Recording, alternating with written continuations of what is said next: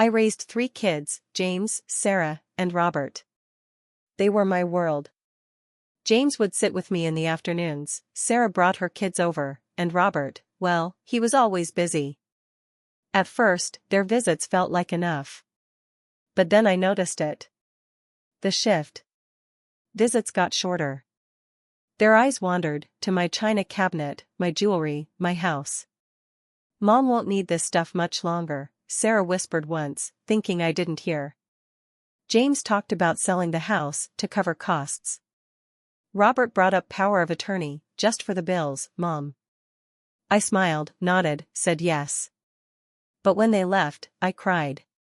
I was still here, still breathing, and they were already carving me up. I wasn't their mother anymore. I was a checklist.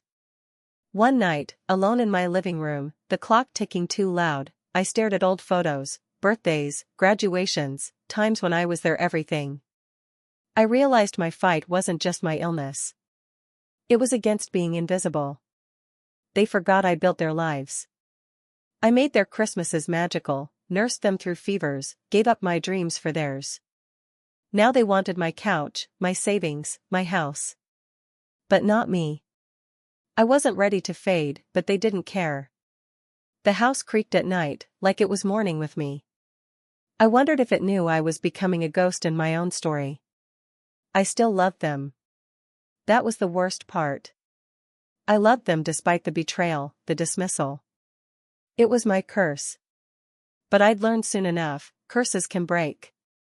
Mine was about to. It started on a Sunday. We used to laugh around the dinner table, but now it was tense, coffee cooling in our cups. James spoke first. "Mom, we've been thinking.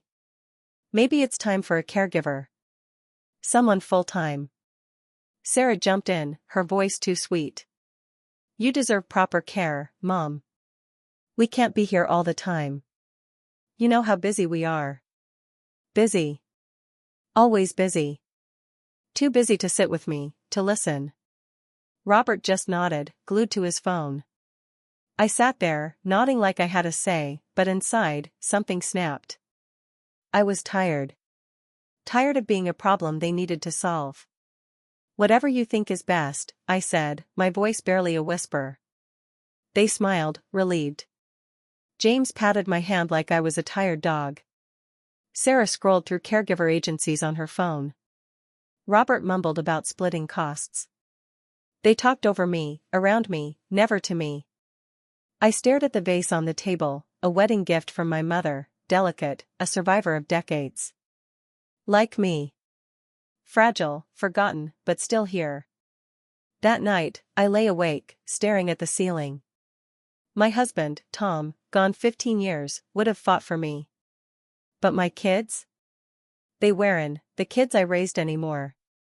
They were adults with mortgages and lives that didn't include me. I became scenery. A chair in the corner. A reminder of death they didn't want to face. The shame was the worst. I hated needing them, wishing they'd stay longer, hoping today might be different. It never was. Then one morning, I heard Sarah on the phone. "Jenny starts next week," she said, "all business. Highly recommended. Full-time. That should take care of everything." Take care of everything. Like I was a task. I stood in the hallway, listening. Not one word about how I felt, what I wanted. They'd written me off. But life, as I'd soon find out, had other plans. The morning Jenny arrived, the house felt colder. Maybe it was me, nerves, the sting of knowing my own kids thought I needed a stranger. The doorbell rang, and Sarah answered before I could move. There stood Jenny, younger than I expected, late 20s, with kind eyes and a real smile. Jeans, a soft sweater, brown hair in a loose ponytail. No fake sweetness, just human. "Hi, Mrs. Harper," she said, stepping inside. "I'm Jenny. Nice to meet you." Her voice was calm, not pitying. Sarah did all the talking, rattling off schedules and meds like I was a delivery. I barely listened. I watched Jenny. She watched me, not my wheelchair, not the pill bottles, but me. After Sarah left, promising to check in, the house went quiet. Jenny turned to me. Mind if I sit with you a bit? No one had asked me that in years. I nodded. She pulled a chair close, not across the room, but right beside me. At first, I was guarded, giving short answers. How long had I lived here? What was my favorite memory? Did I like music? Simple questions, but no one had asked me anything simple in ages. They only cared about my will, my health, my insurance. Jenny didn't rush. She listened. When I said I used to love dancing, she laughed. I bet you were a firecracker, Mrs. Harper. I smiled. I hadn't smiled in months. We talked for hours. I told her about my life, and she shared hers, growing up poor, no dad, a mom working 3 jobs. She knew loneliness, knew what it was to feel invisible. I see a lot of myself in you, she said, setting tea beside me. You're tougher than they think. My throat tightened. No one had called me tough in years. That night, after she left, I sat by the window, staring into the dark.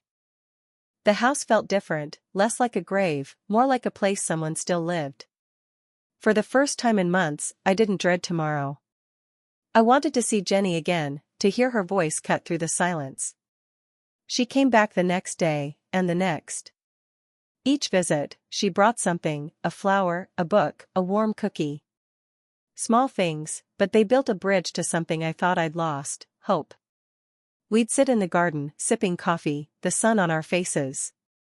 We'd play cards, laugh, share stories that made me feel young. When pain hit, she was there, not just with meds but with her presence. When I cried, missing Tom or stinging from my kid's betrayal, she listened. With Jenny, I wasn't a burden.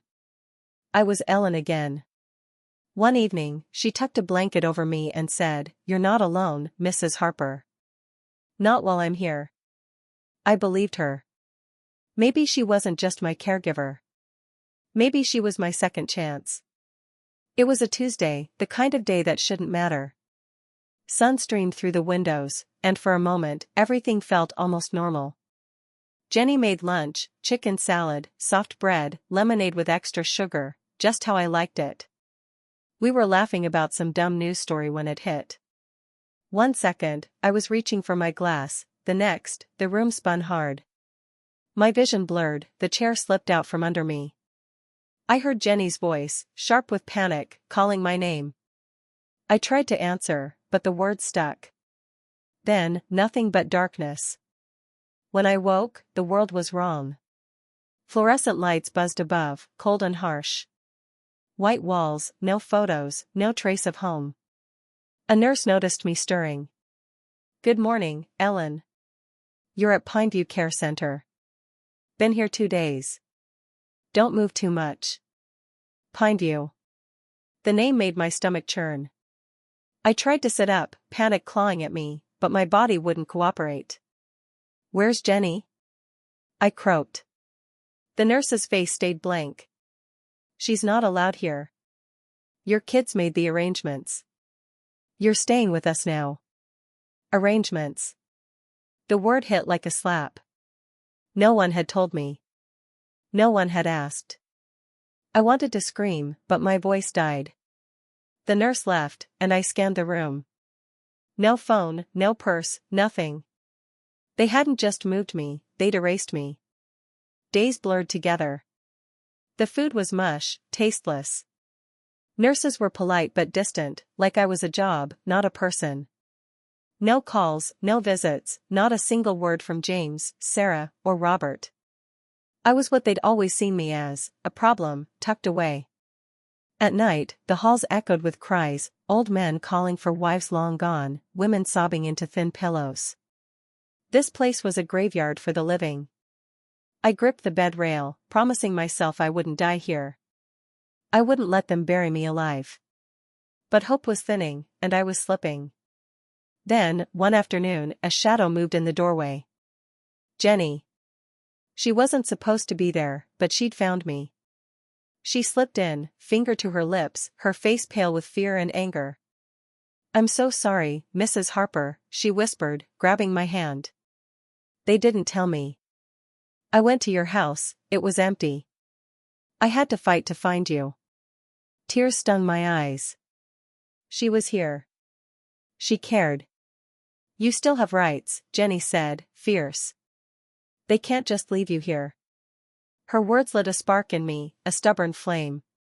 I wasn't alone. Not yet. She promised to come back every day, to find a way to get me out. I didn't know if I could believe it, but I wanted to. As she squeezed my hand and slipped away, I realized something. My family had discarded me without a thought. But someone, a stranger, was fighting for me. That kept me alive another night. Jenny came every day, sneaking in through a friend on staff or a nurse who looked the other way. She brought books, worn novels that smelled like home, or a candy bar tucked in her bag. Sometimes, it was just her, sitting by the barred window, reading aloud, her voice weaving stories into the sterile air.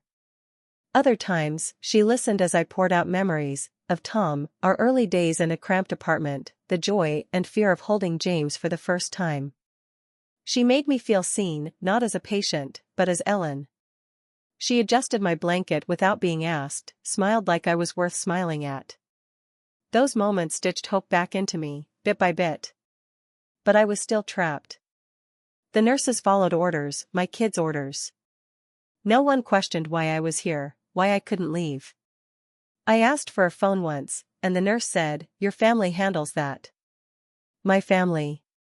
The ones who'd locked me away. Jenny saw my frustration. "We're going to fix this," she said one day, her eyes burning. "I'm talking to people, advocates, lawyers. You're not staying here."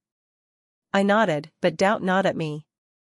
My kids had power, money, connections, Sarah's lawyer husband. I was just an old woman in a wheelchair. Still, Jenny kept at it. She'd whisper updates during her visits, names of people she'd contacted, forms she was gathering. She was careful, never saying too much in case someone overheard. I started to believe her, not because I trusted easily, but because she showed up. Every day. When I cried, missing Tom or raging at my kids, she didn't look away. She stayed. One evening, she leaned close and said, "You're stronger than this place, Mrs. Harper. We're getting you out." Her certainty was a lifeline. I clung to it. The days dragged, each one a gray blur of routine, meals, meds, silence. I stopped asking the nurses for anything. They weren't on my side. But Jenny was. She'd slip in, tell me about the world outside, make me laugh with stories of her neighbor's yappy dog. Those moments kept me grounded, kept me fighting. I started noticing things, the way the nurses avoided my questions, the way my chart never left the desk. Something was off, but I couldn't pin it down. Not yet. One morning, Jenny came in looking different, tense, her eyes darting to the door. She sat close, voice low. "I found someone who can help. A patient rights advocate. She says we can challenge this, prove you're here against your will." My heart raced. "How?" I asked. "Medical records," she said. "You're lucid, capable. They didn't have the right to do this without your consent." It sounded too good, too simple. But Jenny's face was steady, determined. "It's not over, Mrs. Harper. Not even close." That night, lying in the dark, I thought about my kids. James, who'd always been the responsible one, signing me away. Sarah, with her fake tears, pretending to care. Robert, too selfish to even show up.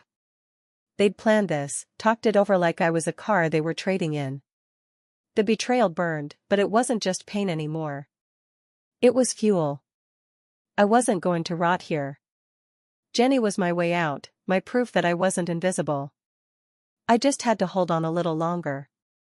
Weeks passed, and Jenny's visits never stopped. She brought me a crossword puzzle one day, and we worked on it together, laughing when we got stuck. "You're too smart for this place," she said, tapping the paper. I smiled, but my mind was on the bigger puzzle, how to get free. Jenny was working on it, but it was slow. Advocates needed time, paperwork needed signatures, and my kids weren't going to let go easily. They'd built a cage, and I was still in it. But every day, Jenny chipped away at the bars. And I started to believe I might see the other side. Freedom didn't come with a bang. It came with papers, signatures, and quiet negotiations that felt like a rebirth. Jenny worked like a dog behind the scenes, tracking down medical reports, talking to patient rights advocates, proving I was still sharp, still capable. Turns out, you can't just lock someone away if they're lucid. Not legally. It took weeks, each one a test of my patience, but one chilly Thursday morning, a caseworker walked in with a stack of forms. "You're being discharged, Mrs. Harper," she said. I didn't cry. Not there. Inside, I was roaring. Jenny had it all planned. No way was I going back to my old house, my kids had already started picking it apart like vultures. Instead, she suggested an apartment Tom and I bought years ago as an investment. It was still mine, untouched. The taxi ride there was a haze. My heart pounded, fear, hope, all mixed up. Jenny walked beside me, her hand steady on my arm. "You're free now," she whispered as we stepped onto the cracked sidewalk. The building was old, red brick chipped in spots, but it smelled like possibility. My key still fit. The door creaked open. Then I saw it. Papers everywhere, kitchen counter, coffee table, spilling onto the floor. Contracts, sale agreements, legal notices. I couldn't make sense of it at first. Jenny grabbed a folder, flipping through it, her face hardening. "These are property sales," she said, voice tight. "And power of attorney documents. Signed by you." She held up a page. "Except this isn't your signature, is it?" I stared, hands shaking. It wasn't mine. A careful fake, good enough to fool someone who wasn't looking hard. James's name was on everything. Sarah's too. Robert's scrawl popped up here and there. They'd been busy, selling my life out from under me. My legs buckled. Jenny caught me, easing me into an armchair. It all clicked. The short visits, the talk of covering costs, the way they'd stopped looking me in the eye. They hadn't just put me in Pineview to get rid of me. They were liquidating everything, my house, this apartment, my antiques. They didn't wait for me to die. They declared me dead on paper, with forged signatures and lies. I'd been blind, convincing myself they still loved me. They didn't. They loved what I owned. The betrayal burned, but something colder took root. Rage. Jenny knelt beside me, her face fierce. "We can fix this. You still have time." Time. I'd thought I was out of it, but here it was, handed back to me. I closed my eyes, let the pain sear through, then took a steady breath. They'd stolen my trust, my dignity. They wouldn't steal my ending. Not while I had breath left to fight. The next morning, I called my lawyer, Mr. Bradley. He'd handled Tom's will, set up trusts for the kids years ago. I trusted him more than anyone else now. When he answered, his voice was cautious. "Ellen, it's been a while." "Too long," I said. "I need to change my will. Today." A pause. "Are you sure?" "I'm sure," I snapped. "Bring the papers." Hours later, he was in the apartment, briefcase in hand. His face gave nothing away, but I felt his questions. Jenny sat in the corner, quiet, hands folded. She didn't know what I was planning. Not yet. I didn't waste time.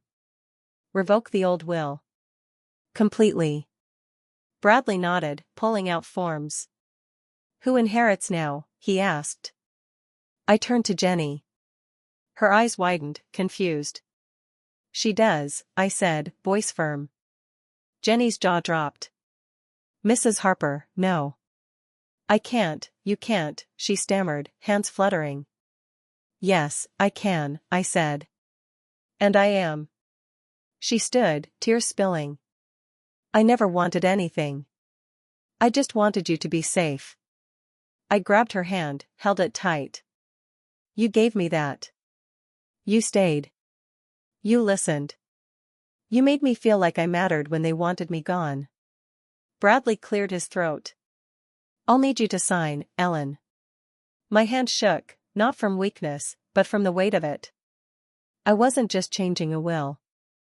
I was reclaiming my life, deciding who deserved the legacy Tom and I built. I signed every page, slow, deliberate. When it was done, Bradley packed up, his face unreadable. It's official, he said. Jenny sank back into her chair, pale, stunned. I squeezed her hand. It's yours now, I whispered. All of it. My kids chose greed. Jenny, a stranger, chose loyalty without expecting a thing. That mattered more than blood, more than tradition. It mattered enough to rewrite my story, not as a victim, but as a woman who chose who was family. The bitterness for my kids didn't fade. It hardened, sharp and permanent. I wouldn't forgive them. But I'd move forward without them. They'd learn soon enough what they'd lost. And I'd make sure they felt it. I wasn't going to let them hear it from Bradley. I wanted them to know it came from me, while I was still here, still breathing. I told Bradley to set up a meeting, get them all in one room. I want them to hear it from my mouth, I said. I want them to look me in the eyes. He hesitated, then nodded. The meeting was set for Saturday. That morning, the apartment hummed with tension. Jenny sat beside me on the couch, her hands clasped tight, offering silent strength. I wasn't scared. I was ready. For the first time in years, I held the power. They arrived one by one. James first, in a suit, looking impatient. Sarah next, with her husband clutching a folder like a weapon. Robert last, late as always, sunglasses on like he was doing me a favor. They filed in, fake smiles plastered on, the air thick with unease. Bradley stood by the window, waiting for my signal. I didn't bother with small talk. Let's get to it, I said, voice steady. James tried to take charge. We're just worried about you, Mom. Your well-being. Sarah chimed in, too sweet. We heard you made changes. Maybe you didn't understand what you were doing. Robert crossed his arms, bored. Jenny's been pushing you, hasn't she? We're your family. You can trust us. I almost laughed. Trust? They'd sold that for nothing the second they locked me away. I leaned forward, voice low. I'm perfectly capable of making my own decisions. And I've made some you'll want to hear. Bradley pulled out the new will. You're out, I said, each word a blade. Completely. Irrevocably. They froze, faces twisting with shock and anger. Sarah spoke first, shrill. You can't. We're your kids. We have rights. You had a responsibility, I shot back. You failed. James stepped forward, palms up. Mom, we did what was best. You weren't safe at home. I met his eyes, letting him see the betrayal. You sold my home. You forged my name. You decided I was dead while I was still breathing. Robert snorted. She's manipulating you. She wants your money. Jenny stood, quiet but firm. I never asked for anything. I was here when you weren't. That's the difference. Sarah's husband started in legal threats, competency evaluations. I smiled, cold. I've got medical clearance, legal validation. You'll lose. Publicly. The room went silent. They realized it was over. No tricks, no way out. They'd gambled and lost. I stood, slow, my body aching but my spirit sharp. You carved me up like a holiday roast, I said. You couldn't wait for me to die. Now you get nothing. No second chances, no closure. I pointed to the door. Get out. They hesitated, stunned. But I didn't flinch. They shuffled out, no apologies, no last pleas. Just the door clicking shut. I sank onto the couch, exhausted but free. I'd spent years swallowing my pain, pretending they cared. No more. They chose greed. I chose dignity. Jenny took my hand, and we sat in silence. For the first time, I wasn't holding on to a family that didn't exist. I was holding on to a future I'd chosen. A few days after the meeting, I started feeling off. Weak, dizzy, a nausea that hit like a fist. At first, I chalked it up to stress, the fight with my kids, the legal battles, the weight of it all. It'd wear anyone down, especially at 84. But the headaches kept coming, sharp and relentless. I was tired, bone deep, no matter how much I slept. Jenny noticed, of course. She was always watching, always there with a glass of water and a smile. "Here, Mrs. Harper, take your pills. They'll help," she'd say, handing me the little white capsules. I trusted her. God, I trusted her. So I swallowed them without a second thought. And I kept getting worse. It didn't add up. The doctors at Pineview said my condition was manageable, that with proper care, I could even get stronger. But here I was, slipping back into helplessness. Something was wrong. One afternoon, sitting by the window, I stared at the pills Jenny gave me. They looked off. Not like the ones from before. My heart thudded. I closed my hand around them, slipping them into my robe pocket when Jenny turned away. That night, I didn't take them. I lay awake, panic creeping in, but when morning came, I felt different. Not great, but clearer. No nausea. The headache was duller. I tested it again the next day. Skipped the pills. Felt better. Not perfect, but better. A chill ran through me. I started hiding them, tucking each one into an old tea tin in the kitchen cabinet, counting them like evidence. After a few days, I dug out my old prescriptions from Pineview, the ones locked in a drawer since I'd left. I laid them out next to Jenny's pills. The differences were small, color, markings, but they were there. Subtle enough to fool a tired old woman. But I wasn't that woman anymore. My heart broke as I stared at the evidence. Jenny, my savior, my friend, the one I'd called family, had been giving me something else. Something that made me weak, dependent, grateful for her. I wanted to believe it was a mistake, a mix-up. But deep down, I knew. The betrayal cut deeper than my kids ever had. I'd let her in, given her everything. Now I didn't know who she was. But I was going to find out. Survival was all I had left, and I wasn't letting anyone take it. The hardest part was pretending. Smiling at Jenny, acting like I was still the trusting fool who leaned on her. If she suspected I knew, she'd vanish. So I played my part. I thanked her for the tea, let her fluff my pillows, nodded when she talked about the weather. But inside, I was planning. One morning, casual as anything, I said, "You know, Jenny, I've been thinking. I should meet with Mr. Bradley again. Tweak the will a bit." Her smile froze, just for a second, before she recovered. "Oh, sure," she said, too bright. "I'll call him for you." Days passed. No Bradley. Every time I asked, Jenny had an excuse. "He's busy, Mrs. Harper.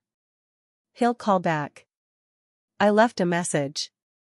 Lies, each one slicker than the last. She wasn't going to let me reach him. So I pushed harder, keeping my voice sweet. "I really want to add some things for you, Jenny. Special instructions. I'd feel better knowing it's done." That softened her. Greed won out. She relaxed, thinking I was still hers to control. The next morning, when Jenny stepped out for errands, I grabbed the phone. My hand shook, but I dialed Bradley's number. "I need you here tomorrow," I said when he answered. Alone. He didn't argue. The next day, he showed up right after breakfast. Jenny made an excuse to go for a walk, probably thinking I was about to hand her my life. As soon as the door closed, I turned to Bradley. "I need to change everything," I said, my voice shaking with rage. "And I need you to find out who she is." His face darkened. "You think she's dangerous?" "I don't think," I said. "I know." I showed him the pills, the tin, the prescriptions. His jaw tightened. "I'll start an investigation," he said. "But Ellen, if she's dangerous, you shouldn't be alone with her." I smiled, grim. "I can handle one more day. I want her close. If she knows I'm onto her, she'll disappear. I want her to pay." He hesitated, then nodded. "I'll move fast," he promised. The next 24 hours were endless. Jenny came back, all smiles, oblivious. I played along, my stomach churning every time she looked at me. I counted the seconds until Bradley returned. The next morning, a sharp knock at the door. Bradley stepped in, his face like stone. Jenny was in the kitchen, humming. He handed me a single sheet of paper. I read it, my hands gripping the edges. Jenny wasn't Jenny. Her real name was Megan Carter, a con artist with a rap sheet, fleecing old people, forging papers, draining accounts. She'd isolated her victims, made them dependent, then taken everything. And I'd handed her my trust on a platter. Tears burned, but I held them back. Bradley leaned in, voice low. "I've called the police. They're on their way. Stay calm." I nodded, clutching the paper. Part of me wanted to see Megan's face when they came for her. But life had other ideas. A glass shattered in the kitchen. Silence. Then footsteps, fast, frantic. I turned just in time to see Megan bolt out the back door, gone in a heartbeat. Bradley cursed, rushing to the phone to alert the police. I didn't move. I stared at the open door, the cold breeze swinging it back and forth. Another betrayal, another wound. But I wasn't done. Bradley came back. "We've got enough," he said. "Testimonies, forged documents, pharmacy footage where she swapped your meds. She won't get far." I nodded, but my mind was already moving. I told Bradley to scrub Megan from the will. I wasn't letting a liar take what was mine. The new papers were signed that afternoon, clean and final. For my kids, I left something else. Not money, not property. An envelope. Inside, a note in my steady handwriting: "Don't worry about dividing my things. I've handled it." No explanations, just the truth. They'd get nothing, not because of Megan, but because of them. Their greed, their betrayal, their choice to throw me away. The apartment was quiet after Bradley left. Not the heavy, suffocating quiet of Pineview. This was clean, like a fresh start. Megan was gone. My kids were gone. I stood in the wreckage they'd left, not broken, but stronger. I'd learned the hard way: no one, not family, not friends, not even the ones who seemed to save you, was above suspicion. Not when you had something they wanted. But I was still here, still fighting, and that was enough for now. Weeks passed, quiet and steady, like a river finding its course. I settled into the apartment, savoring each morning as a victory. The betrayal, Megan's, my kids, still stung, but it didn't own me. I was done being a victim. Then, one bright Friday afternoon, Mr. Bradley called. His voice carried a rare spark. "Megan Carter's been arrested," he said. "Caught pulling the same scam on another woman across town." I closed my eyes, letting the words sink in. Not with anger or vengeance, but with peace. Justice had found her, quiet and final, the way it should. I didn't need a show. I just needed it done. But the real miracle came after. I started getting better. At first, it was small: waking up without nausea, sitting up without dizziness. The headaches faded. My energy crept back. I'd been poisoned, not just by Megan's pills, but by stress, fear, betrayal. With real meds, good food, and a life free of lies, my body fought back. The doctors were stumped. Stress can wreck you more than we think, one said, almost embarrassed. But you, Mrs. Harper, you're tougher than most. Damn right. Within weeks, I was walking again. Slow, careful, but walking. I made my own coffee, watered my plants, paid my bills. Each task was a triumph, sweeter than any big win. I wasn't the frail woman they'd all written off. I was Ellen Harper, still here, still choosing my path. The apartment became my sanctuary, not a tomb.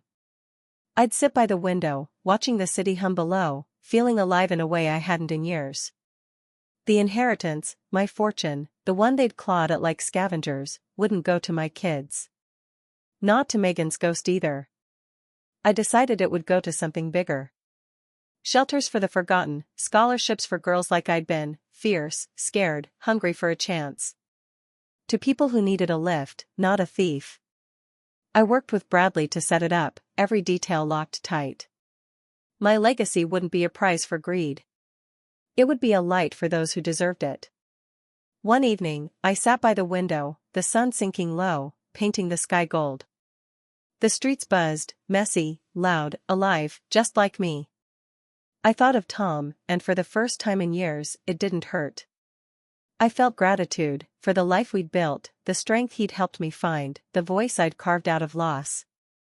He'd be proud, I think, of the woman who didn't break. I smiled, the kind of smile that comes when you've survived what was meant to bury you. My kids never reached out. No apologies, no excuses. I didn't expect them to. They'd made their choice, and I'd made mine. The envelope I'd left them, those few sharp words, was the last they'd hear from me. I didn't need their regret. I had my life, my terms, my ending. And it was enough. I thought back to the beginning, when I believed the worst thing was being forgotten. I was wrong. The worst was letting others decide your worth. I'd been betrayed, by family, by someone I called family, but I'd come through. Not as a ghost, not as a relic, but as Ellen Harper, alive, free, and in control. I'd lost everything once. I built it back, piece by piece, and no one could take that from me again. If you're reading this, hold your story close. Don't let anyone write it for you. Your voice matters. Share it, fight for it, live it. I did. And I'm still here.